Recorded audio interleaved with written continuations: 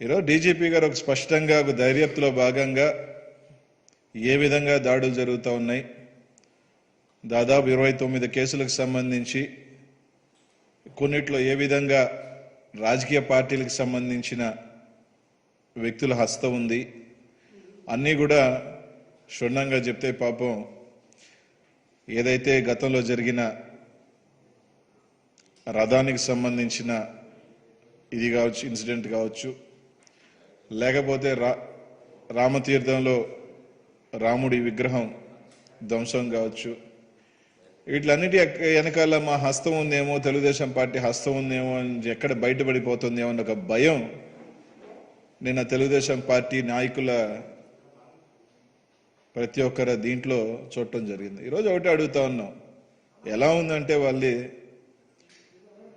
విగ్రహాలు పగలగొట్టినా పర్వాలేదు కానీ నిజాలు మాత్రం బయటికి రాకూడదు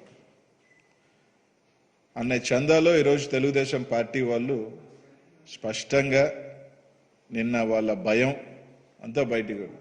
ఈరోజు ఈ రాష్ట్ర ప్రజలందరూ కూడా ప్రతి ఒక్కటి కూడా గమనిస్తూ ఉన్నారు, ఎవరికి ఈ రాష్ట్రంలో మత సామరస్యాన్ని చెడగొట్టి లబ్ధి ఎవరికి చేకూరుతుంది, ఏ విధంగా ఈ రాష్ట్రంలో అధికారం కోల్పోయి ఏ విధంగా లబ్ధి చేకూర్చుకోవాల అన్న ఒక దురాలోచన ఏ పార్టీకి ఉంది, ఏ పార్టీకి వెనక నుండి ఇట్లాంటి కుట్రలు నడుపుతూ ముందుంచి గగ్గోలు పెట్టేది ఎవరు అన్నది ఈ పార్టీకే ఈ రాష్ట్రంలో అందరికీ కూడా అర్థమైపోయింది. ఇప్పటికే దాదాపు మన డీజీపీ గారు పెట్టిన ప్రెస్ మీట్స్లో 29 కేసులకు సంబంధించి 9 కేసుల్లో తెలుగుదేశం పార్టీకి సంబంధించి అలాగే బీజేపీకి సంబంధించి కొందరు హస్తం ఉంది అని చెప్పి తేటతెల్లమైంది.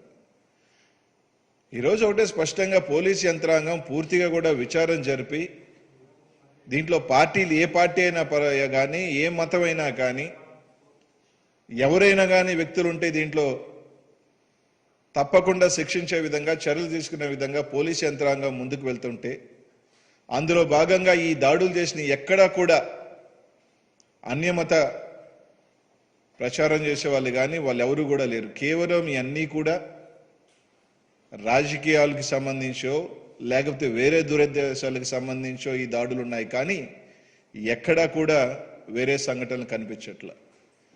ఈ రాష్ట్రంలో ఒక పక్క వైఎస్ జగన్మోహన్ రెడ్డి గారు ముఖ్యమంత్రి గారి పరిపాలనలో దాదాపు 80,000 కోట్ల రూపాయలు ఈరోజు సంక్షేమానికి పెడితే 4,50,00,000 మంది పైచీలిక ఈ సంక్షేమ పథకాలకు సంబంధించి లబ్ధి చేకూరితే దాంట్లో 70-80% మంది బీసీలు, ఎస్సీలు, ఎస్టీలు. దీంట్లో సింహభాగం హిందువులు కాదా అని అడుగుతా ఉన్నా. ఈ సంక్షేమ పథకాలు అందుతున్న వాళ్ళందరూ కూడా ఎక్కువ భాగం హిందువులు లేరా అని అడుగుతా ఉన్నాం. ఒక పక్క ఒక మంచి పరిపాలన అందిస్తూ ప్రతి ఒక్కరికి కూడా కులము, మతము, పార్టీలనే ప్రాంతం భేదాలు లేకుండా ఈరోజు చేస్తూ ఉంటే ఎక్కడ పార్టీ ఉనికి కోల్పోతుందో, ఎక్కడ మా పార్టీకి సంబంధించి ఏ విధంగా బయటపడాలో అంటే ఇట్లాంటి దుశ్చర్యలకు పాల్పడి ఏదో విధంగా పార్టీని బతికించుకోవాలా అని చెప్పి ఇట్లాంటి దుర్మార్గాలకు పాల్పడుతుంది ఎవరు అనేది రాష్ట్రంలో కూడా అర్థమవుతా ఉంది.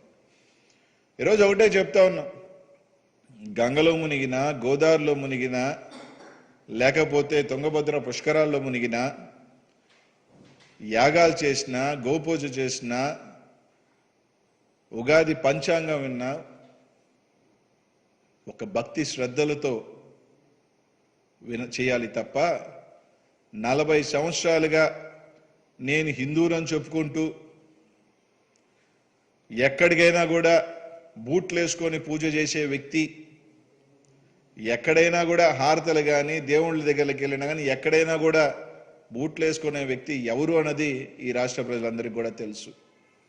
అలాగే ఈరోజు కేవలం తన కులానికి సంబంధించి తప్ప ఈరోజు అమరావతిలో కూడా చూసినా కూడా అమరావతిలో ఎక్కడా కూడా అమరేశ్వరుడి బొమ్మ ఈ అమరావతిలో ఎక్కడా కనిపించదు, కేవలం బుద్ధుడి బొమ్మ తప్ప. ఈ రోజు ఎందుకు అటావుటినా బొట్టు పెట్టుకొని నేను హిందూ ఎత్తుకొని తిరుగుతున్నాడు అర్థం కావట్లేదు. కానీ ఏమి అమరావతిలో అమరేశ్వరుడి బొమ్మ ఎక్కడ ఎందుకు కనిపించలేదని అడుగుతా ఉన్నాం. ఈరోజు కేవలం నీ రాజకీయ లబ్ధుల కోసం ఈ రాష్ట్రంలో ఈ విధంగా ప్రజల మధ్య చిచ్చు పెట్టడం, కులాల మధ్య చిచ్చు పెట్టడం, అది నీకు చెల్లుతుంది తప్ప ఇంకెవరికి చెల్లదని చంద్రబాబు నాయుడు గారికి, వాళ్ళ పార్టీ వాళ్ళకి. అలాగే నేను నాకు చెప్పడం కూడా జరిగింది, అవి ఎందుకు అప్పటికప్పటికే పేరు పెట్టలేదు. ఈరోజు ఏదైనా ఒక ఇన్సిడెంట్ జరిగినప్పుడు ఖచ్చితంగా దాని విచారణ జరుగుతుంది, దాని విధంగా ఏ విధంగా దీని వెనకాల జరుగుతుంది. అంతేగాని గతంలోలాగా ఒక ఇన్సిడెంట్ జరిగితే, జగన్మోహన్ రెడ్డి గారి మీద దాడి జరిగితే గంట లోపల డీజీపీ గారు బయటకు వచ్చి వైఎస్ఆర్ కాంగ్రెస్ పార్టీ కార్యకర్త అని చెప్పేస్తాడు, దాని మీద విచారణ లేకుండా ఏమీ లేకుండా. ఆ విధంగా మేము ఈరోజు 29 కేసుల్లో కావాలనుకుంటే తెలుగుదేశం పార్టీ వాళ్ళు నేరుగా చేశారని పెట్టొచ్చుగా. కానీ ఎక్కడా లేదు. 29 కేసుల్లో దాదాపు 9 కేసుల్లో టీడీపీ వాళ్ళ హస్తం ఉందని చెప్పాం, కొన్నిట్లో బీజేపీ వాళ్ళది ఉందని చెప్పాం. ప్రతి దాని మీద దీని వెనకాల మోటివ్ ఎంతో తీసుకొస్తా ఉన్నాం. కానీ ఎక్కడైనా మేము పెట్టాలనుకుంటే ఏం దీని వెనక లోకేష్ ఉన్నాడని చెప్పి మేము కేసు కట్టలేమా? ఈరోజు పూర్తిగా పోలీసు యంత్రాంగం అంతా కూడా ఈ రాష్ట్రంలో ఒక నిజాయితీతో కూడి ఒక సెన్సిటివ్ ఇష్యూ ప్రతిదీ కూడా క్షుణ్ణంగా పరిశీలించి ఈరోజు చేస్తూ ఉంటే బురజల్లే కార్యక్రమం ఈ రాష్ట్రంలో ఈరోజు కొన్ని టీవీ ఛానల్ అడ్డు పెట్టుకుని కొన్ని టీవీ ఛానల్ ఉన్నాయి కాబట్టి నెల రోజుల నుంచి ఒకటే ప్రసారం చేస్తూ ఈ రాష్ట్రంలో ఏదో జరిగిపోతుందని చెప్పి ఈరోజు ఒక దొంగ ప్రయత్నాలు, ఈరోజు ఒక కమ్యూనల్ హార్మోనిని దెబ్బకొట్టే ప్రయత్నం ఈ రాష్ట్రంలో చేస్తుంది ఎవరు అనేది ఈ రాష్ట్ర ప్రజలందరికీ కూడా ఈరోజు ఈ రాష్ట్రంలో చెడగొడితే లబ్ధి ఎవరికి? జగన్మోహన్ రెడ్డి గారికి లబ్ధా, లేకపోతే ప్రతిపక్షంలో మీకున్న మీకు లబ్ధా? ఈ దురుద్దేశం మీకుందా మాకుందా?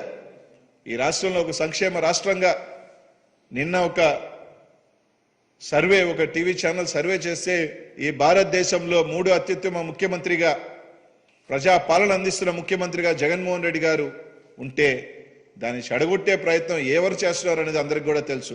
ఈరోజు కొన్ని ఉదాహరణలు కూడా మన డీజీపీ గారు కూడా చెప్పడం జరిగింది. దాన్ని కూడా ఏదైతే 9 కేసులకు సంబంధించి తెలుగుదేశం పార్టీ వాళ్ళు ఈరోజు ఒకటే అడుగుతున్నాం చంద్రబాబు నాయుడు గారిని కానీ తెలుగుదేశం పార్టీ నాయకులు కానీ, ఈరోజు హైదరాబాద్లో మీ పార్టీకి చెందిన అఖిలప్రియ గారిది సంబంధించి కేసు నడుస్తూ ఉంది, అది స్పష్టంగా బయటకు వచ్చేసింది కాబట్టి గమ్ముగా ఉన్నారు.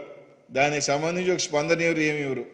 కానీ 9 కేసులకు సంబంధించి మీ పార్టీ వాళ్ళు చిన్న చిన్న నాయకులు కాబట్టి ప్రజల్లోకి వెళ్ళదు. కాబట్టి ఈరోజు ఒకటే అడుగుతున్నా, ఈ 9 కేసులకు సంబంధించి మీ కార్యకర్తలు కాదా? కాదు, మా నాయకులు కాదు, మా కార్యకర్తలు కాదు, వీళ్ళు మా పార్టీకి సంబంధం లేదు, మా వాళ్ళు కాదు అని గుండె మీద చేసుకొని నిజంగా బయటకు వచ్చి చెప్పగలుగుతారని అడుగుతా ఉన్నా. ఏదైతే కర్నూలులో డిసెంబర్ 20న ఏదైతే మధ్యమ దేవాలయంలో జరిగిన గుప్త నిధులు, ఈ గుప్త నిధుల కేసులో 8 మంది పట్టుబడితే దాంట్లో 4 తెలుగుదేశం పార్టీకి చెందిన కీలక నేతలు, దాంట్లో మాజీ సర్పంచ్లు ఉన్నారు, తెలుగుదేశం పార్టీ ఎంపీటీసీగా పోటీ చేసిన వాళ్ళు ఉన్నారు, తెలుగుదేశం పార్టీ ఏదైతే కేఈ శ్యాంబాబు గారి ప్రధాన అనుచరులు కూడా ఉన్నారు. ఈరోజు వీళ్ళు మా తెలుగుదేశం పార్టీ వాళ్ళు కాదు అని చెప్పగలుగుతారని అడుగుతా ఉన్నా. అలాగే కడప జిల్లా బద్వేలుకు సంబంధించి హనుమంతుడి విగ్రహానికి చెప్పుల దండలో కేవలం ఆస్తి తగాదాకు సంబంధించి దాన్ని రూటు మార్చాలా, దాన్ని ఏదో తప్పిదోవ పట్టించాలని చెప్పి దాన్ని ప్రచారం చేసింది తెలుగుదేశం పార్టీకి చెందిన బొజ్జన సుబ్బారెడ్డి కాదా? దీన్ని ఎవరు చేయించారో కూడా త్వరలోనే బయటకు వస్తాయి. అలాగే కర్నూలు జిల్లాలో ఆంజనేయ స్వామి గోపురం ధ్వంసమైంది అని చెప్పి దాన్ని ప్రచారం చేసి సోషల్ మీడియాలో కానీ ప్రెస్ మీట్లో కానీ మాట్లాడిన తెలుగుదేశం పార్టీ అధ్యక్షుడు ఎవరైతే పార్లమెంటరీ సోమిశెట్టి వెంకటేశ్వర గారు తప్పుడు ప్రచారం చేయడం జరిగింది. దానికి సంబంధించి ప్రధాన అర్చకుడు, అది ఏదైతే పూజారి, ఆ పూజారి స్వయంగా చెప్పడం జరిగింది, ఏదైతే ఆ ఘటన ఏ విధంగా చోటు చేసుకుంది, విద్యుత్ ఎలక్ట్రిక్ షాక్ వల్ల దాంట్లో ఒక అతనికి కాళ్ళు ఇంజ్యూరీ జరిగిందని చెప్పి ఆ బాధితుడు కూడా చెప్పడం కూడా జరిగింది. ఏ విధంగా దాన్ని తప్పుడు ప్రచారం చేసే కార్యక్రమం తెలుగుదేశం పార్టీ వాళ్ళు చేశారు. అలాగే ఈరోజు ప్రకాశం జిల్లాలో సింగరాయకొండలో శ్రీ వరాహ లక్ష్మీ నరసింహరావు దేవ విగ్రహాన్ని ధ్వంసం చేశారు, అదొక తప్పుడు ప్రచారం. దానికి సంబంధించి టీవీ5 ఏబిఎన్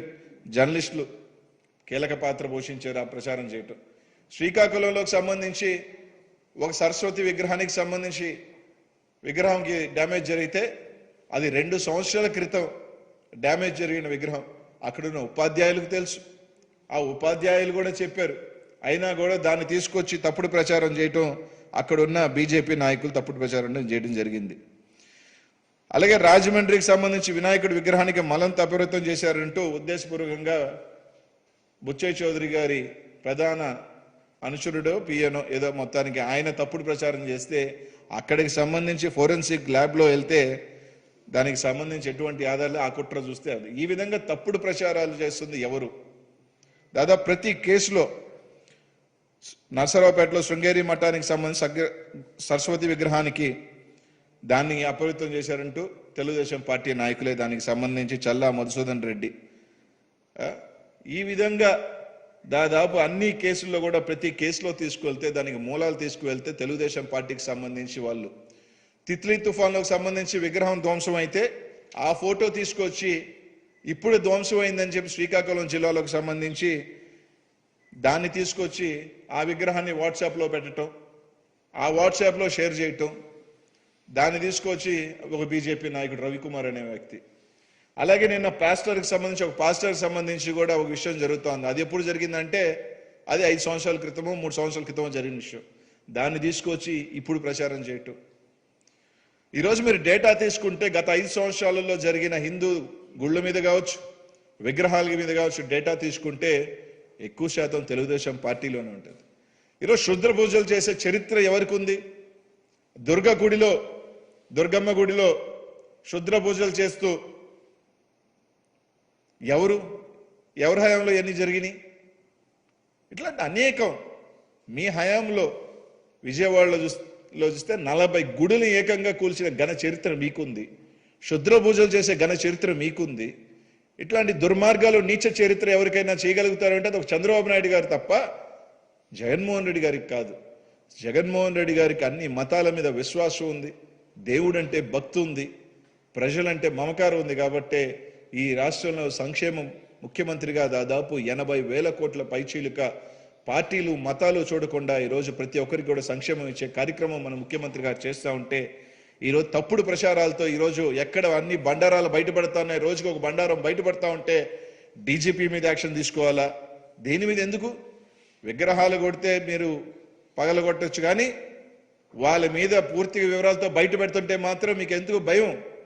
నారావారి నరాలలో ఆ వణికి ఎందుకు బయటపడుతుందో, బలహీనత బయటపడుతుందో ఈరోజు స్పష్టంగా కనిపిస్తుంది. ఎందుకంటే తప్పు చేసినోడు భయపడతాడు. తప్పు చేసినోడే కంగారు పడి అందరి చేత నిన్న ఆహో ఓహో అంటే అప్పుడు చెప్పలేదు, ఇప్పుడు చెప్తున్నారు. ఈరోజు ప్రతి ఒక్క ఆధారంతో చెప్తున్నాం. వీళ్ళు మా వాళ్ళు కాదు, మా కార్యకర్తలు కాదు, మా పార్టీకి సంబంధం లేదని చంద్రబాబు నాయుడు గారు చెప్పగలుగుతారని అడుగుతా ఉన్నాం. ఈ రాష్ట్ర ప్రజలన్నీ గమనిస్తూ ఉన్నారు. ఈ రాష్ట్రంలో మత సామరస్యాన్ని చెడగొట్టి దాని ద్వారా లబ్ధి పొందాలనే నీచమైన నికృష్టమైన ఆలోచన ఈ రాష్ట్రంలో ఎవరికైనా ఉందంటే అదొక చంద్రబాబు నాయుడు గారికే. ఇక్కడ దయచేసి మళ్ళీ చెప్తా ఉన్నాం, పోలీసులు ఏ విధంగా నిజాయితీగా దర్యాప్తు చేస్తూ రోజు ముందుకు వెళ్తా ఉన్నారు. ఇంకా కూడా అన్ని కూడా బయటకు వస్తాయి. బయటకు వస్తే వారి నరాలు తెగే పరిస్థితి వచ్చేసింది. కాబట్టి ఆ భయాన్ని కప్పిపుచ్చుకోవడానికి ఈరోజు అనేక అప్పుడు చెప్పలేదంటే ఎక్కడైనా కేసు జరిగితే అరగంటలో చెప్తారా? విచారణ చేసి అన్ని కేసులకు సంబంధించి పూర్తి వివరాలతో ఒక డీజీపీ ప్రెస్ మీట్ పెట్టి మొత్తం డేటా తీసుకొచ్చి బయట పెడితే వణుకు బుట్టి ఎక్కడ మా బండారాలు బయటపడతాయి, రాముడి విగ్రహం దగ్గర నుంచి అంతర్వేది రథం దగ్గర నుంచి ప్రతి ఒక్క దాంట్లో మీ పాత్ర ఎక్కడ బయటపడుతుందో అని చెప్పి ఈరోజు భయపడుతూ ఈరోజు మా మీద దాడి చేసే ప్రయత్నం. కాబట్టి ఇంకొకసారి ఈ రాష్ట్ర ప్రజలందరికీ కూడా తెలుసు, చూస్తూ ఉన్నారు. కాబట్టి ఇట్లాంటి రాజకీయాల ద్వారా లబ్ధి పొందాలనుకున్న వాళ్ళకి ఖచ్చితంగా కూడా ప్రజలే బుద్ధి చెప్తారు. భగవంతుడితో ఆడుకున్నవాడు ఎవడు కూడా బాగుపడిన చరిత్ర లేదు. తప్పకుండా ఇంకా కాస్త కోస్తా ఉన్నాయి కూడా పోయే పరిస్థితి ఉన్నాయని చెప్పి తెలియజేస్తా ఉన్నాను.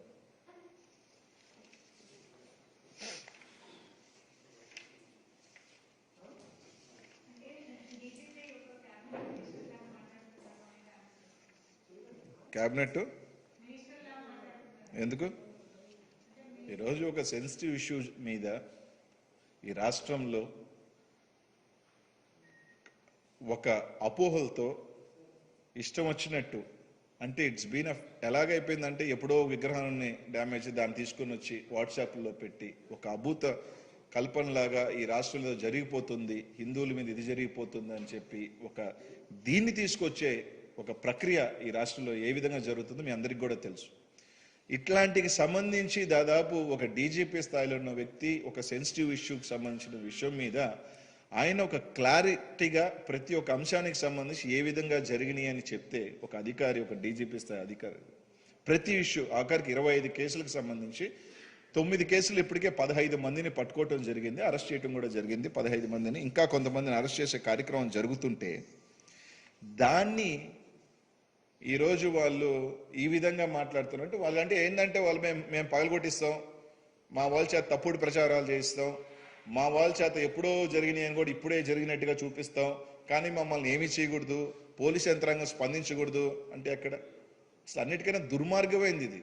ఒక కమ్యూనల్ హార్మోనీని డిస్టర్బ్ చేసే పరిస్థితి, ఒక కమ్యూనల్ ఇది తీసుకురావాలా, ఒక కమ్యూనల్ ఇంబ్యాలెన్స్ తీసుకురావాలని ఆలోచన చేయటం అనేది నాకు తెలిసి అన్నిటికన్నా పెద్ద ద్రోహం, అన్నిటికన్నా పెద్ద క్రైమ్. అట్లాంటి కార్యక్రమాలకి దుశ్చర్యలకు పాల్పడుతున్న ఇట్లాంటి వ్యక్తుల్ని కనీసం ఈ రోజుకైనా సరే తెలుగుదేశం పార్టీకి సంబంధించిన కార్యక్రమాలు వాళ్ళు పాల్పడుతున్న వాళ్ళని సస్పెండ్ చేశారా? కనీసం ఈ రోజుకైనా పార్టీ నుంచి తొలగించారా? లేదు మా వాళ్ళు కాదు అని చెప్పగలిగే ధైర్యం మీకుందా అని అడుగుతా అన్నా. లేదు, ఎందుకంటే చెప్తే వాళ్ళు బయటకు వచ్చి లేదు లేదు ఎవడెవడు నాయకుల పేర్లు చెప్తారన్న భయం, ఎవడెవడు దీన్ని అనుకున్నారని చూస్తారని భయం.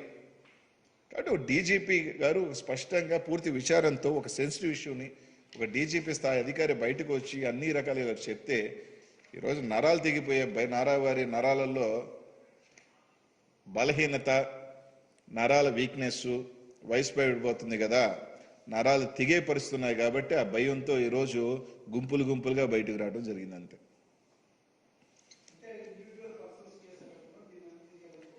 ఖచ్చితంగా దీనికి సంబంధించి ఒక దగ్గర జరిగిందంటే ఎవడో ఇండివిజువల్ చేశారంటే, if you see the serious of incidents శ్రీకాకుళంలో, విశాఖపట్నం, రాజమండ్రి, కర్నూలు, తిరుపతి, తర్వాత కడప, అన్ని జిల్లాలకు సంబంధించి దాదాపు సింగరాయకొండ, ప్రకాశం, అంటే చూస్తే ప్రతి జిల్లాలో 1 or 2 ఇన్సిడెన్సెస్ ఒక తప్పుడు ప్రచారాలు చేయటం, దాన్ని ఒక ప్రాంతంలో దాన్ని విస్తరించి ఇది చేస్తున్నారంటే ఖచ్చితంగా లేదు మా పార్టీకి సంబంధించి కాదు, వ్యక్తులు కాదు వాళ్ళు, మా పార్టీకి సంబంధం లేదు వాళ్ళు, మా పార్టీ వ్యక్తులు కాదు వాళ్ళు అని చెప్తున్నారా? లేదు. ఖచ్చితంగా ఏదో ఒక ఇంబ్యాలెన్స్ క్రియేట్ చేయాలి. ఈరోజు మీరు అందరూ కూడా చూశారు, ఈరోజు 10 నెలల నుంచి చంద్రబాబు నాయుడు గారు బయటికి రాని వ్యక్తి కరోనా గారికి ఆఖరికి 13 మంది చనిపోయారు. ఎక్కడ? విజయవాడలో 12 or 13 అప్పుడు రాలా. చాలా ఇన్సిడెంట్స్ జరిగినాయి కరోనాలో, ఎప్పుడు రాలా. కానీ రాముడి విగ్రహానికి సంబంధించి జరిగినప్పుడు మాత్రం హుటాహుటిన పరిగెత్తుకెళ్ళి దాన్ని ఒక పెద్ద ఇష్యూ చేసి బ్లోఅవుట్ చేయాలనుకున్నాడు. అంటే దీని వెనకే వాళ్ళు ఉండకపోతే వెళ్ళాడు. ఎందుకంటే హుటాహుటిన మీరు గమనించండి, లాస్ట్ 10 months ఎప్పుడూ లేడు చంద్రబాబు నాయుడు గారు. ఎక్కడ కూడా ఏ పరామర్శకు కానీ, ఏ ఒక ఇన్సిడెంట్ కానీ, ఆఖరికి ఫ్లడ్స్ వచ్చినప్పుడు కానీ ఎక్కడ కూడా ఆయన కనిపించలే ఈ రాష్ట్రంలో. కానీ దీనికి సంబంధించి మాత్రము వెంటనే పరిగెత్తుకుంటూ వెళ్ళాడు. ఎందుకు? He knows the incident. దీని వెనకాల వాళ్ళ పార్టీకి సంబంధించిన చైర్మన్, వాళ్ళ పార్టీకి సంబంధించింది, వీళ్ళ వెనకాల ఎక్కడో దగ్గర హస్తం ఉంది కాబట్టి బయటకు హుటాహుటిన పోయి దాన్ని ఒక రాద్ధాంతం చేసి రచ్చ చేసేసి ఈ రాష్ట్రంలో ఏదో జరిగిపోతుంది, ఈ రాజ్యం క్రియేట్ చేయాలన్న ఇదే కదా ఒక 14 years సీఎంగా ఉన్న వ్యక్తి. సో ఇవన్నీ కూడా ఏంటి? ఈరోజు ఎవరికి లబ్ధి అండి? దీనివల్ల ఎవరికి లబ్ధి? జగన్మోహన్ రెడ్డి గారికి లబ్ధా? దీనివల్ల జగన్మోహన్ రెడ్డి గారికి లబ్ధా? చంద్రబాబు నాయుడు గారికి లబ్ధా? ఇట్లాంటి ఏదో కార్యక్రమాలు చేసే దానివల్ల ఏమీ చేయలేకపోయాడు. ఎన్నో ప్రయత్నాలు చేశాడు. ఈ రాష్ట్రంలో సంక్షేమ పాలనతో ఈ రాష్ట్రంలో జగన్మోహన్ రెడ్డి గారు బీసీ గుండెల్లో, ఎస్సీ గుండెల్లో, ఎస్టీ గుండెల్లో, మైనార్టీల గుండెల్లో ఈ రోజు చిరస్థాయిగా నిలిచిపోతా ఉన్నాడు. పసిబిడ్డల దగ్గర నుంచి ముసలి వాళ్ళ దాకా ప్రతి ఒక్కరు కూడా జగన్నామ స్మరణం చేస్తూ ఉన్నారు. ఎందుకంటే అట్లాంటి సంక్షేమం తీసుకొస్తా ఉన్నాడు.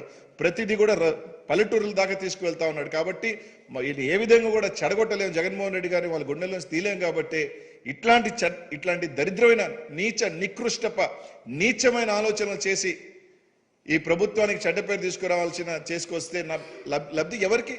తెలుగుదేశం పార్టీకి. కాబట్టి ఇవన్నీ జరుగుతూ ఉన్నాయి. క్షుద్ర పూజలు చేసింది ఎవరు అందరికీ తెలుసు. గుళ్ళు కొట్టేసింది ఎవరికి తెలుసు, బూట్లు వేసుకొని పూజలు చేసే వ్యక్తి ఎవరో తెలుసు, కనీసం అమరావతిలో అమరేశ్వరుడి బొమ్మ లేకుండా చేసింది ఎవరో తెలుసు. ఆయనకి ఆయన సొంత వర్గం తప్ప ఈ రాష్ట్రంలో ఎవరి మీద ప్రేమ ఉండదు, భక్తి ఉండదు.